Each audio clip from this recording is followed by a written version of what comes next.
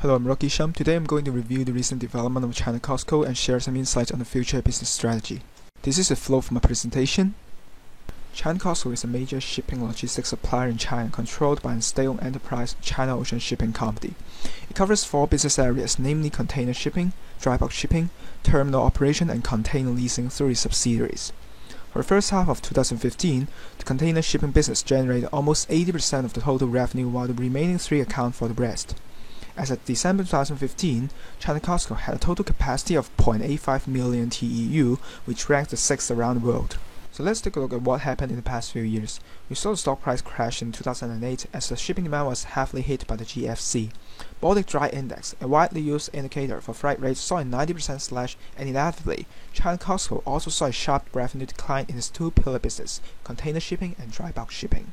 After the crisis, the demand was recovering at a pace too slow to meet the pre-crisis fleet orders, which were made in an optimistic estimation. As a result, severe oversupply problem emerged and pushed down the freight rate. Despite scrapping more old vessels, the overcapacity problem persists in the industry and the freight rate of the company kept depressed. The business prospect was further dampened by the early deceleration of Chinese economy. Under the influence of unfavorable macro factors, even the low bunker price and volume growth in a container shipment could not stimulate the stock price.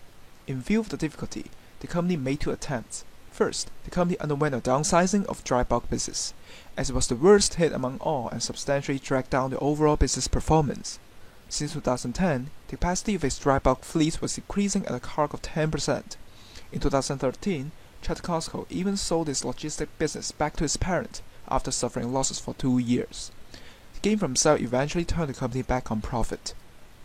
Applying the hold perspective, we can see these attempts successfully led to a negative asset growth, which is advisable to avert value destruction while the CFROI is below the discount rate. While the shrink in sale cancelled out the growth in margin, the improvement in asset utilization helped reverse the CFROI in 2014.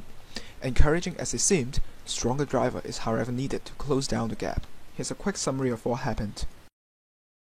Just as we started to worry where the company was heading to, a game-changing opportunity manifested in August as the Chinese government commanded a reorganization of China COSCO's parent and the China Shipping Group.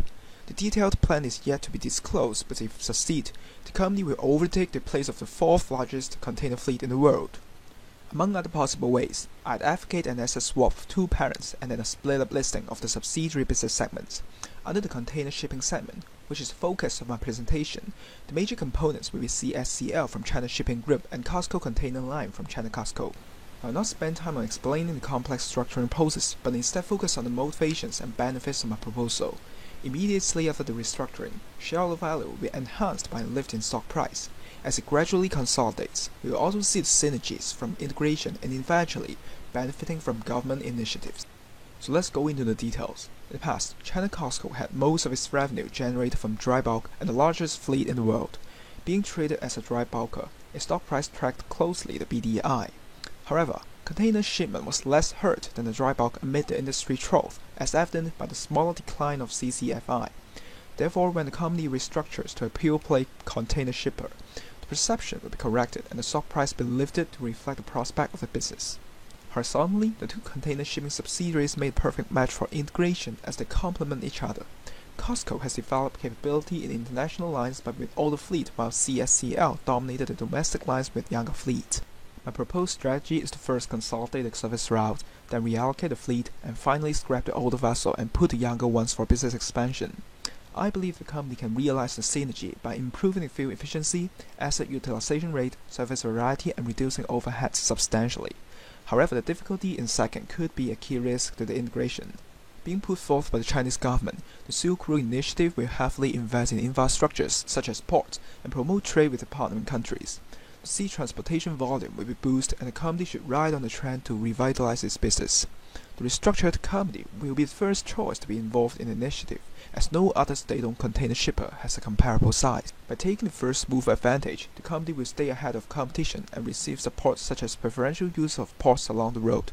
The initiative will be a long-term driver for the next 5 to 10 years, but the company should be more aware of the impact of regional unrest in Africa and Middle East.